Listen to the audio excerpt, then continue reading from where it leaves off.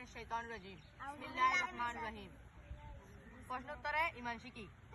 মানুষের সৃষ্টিকর্তাকে মহান আল্লাহ তাআলা। আল্লাহ তাআলার পরিচয় কি? তিনি এক ও অদ্বিতীয়, তার কোনো অংশীদার নেই, কেবলই তিনি ইবাদত তথা উপাসনার উপযুক্ত। তিনি কেন আমাদের সৃষ্টি করেছেন? তিনি কেবলমাত্র তার উপাসনার জন্য আমাদের সৃষ্টি করেছেন। তার উপাসনা করার দ্বারা আমাদের কি উপকার হবে?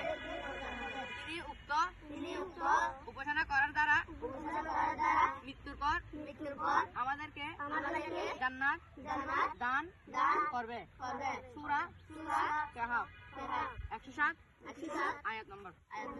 যারা আল্লাহ তাআলাকে ইলাহ তথা স্রষ্টা হিসেবে বিশ্বাস করে এবং তার মনোনীত ধর্ম পালন করে তাদের কি বলা হয়?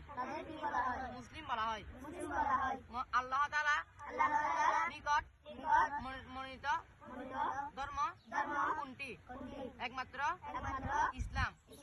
সূরা আলে ইমরান আয়াত নম্বর 19। কেউ যদি ইসলাম ব্যতীত অন্য কোন ধর্ম গ্রহণ করে তাহলে সেটি গ্রহণযোগ্য হবে কিনা? কখনোই তা গ্রহণযোগ্য নয়।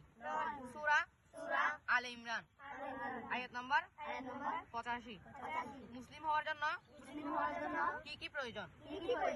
একমাত্র আল্লাহ তাআলাকে ইলাহ মনে করা, তাকে ইবাদত তথা উপাসনার উপযুক্ত বলে বিশ্বাস করা এবং নবী করিম সাল্লাল্লাহু আলাইহি ওয়াসাল্লাম শেষ নবী বিশ্বাস করত। তিনি যেই সমস্ত বিষয়ে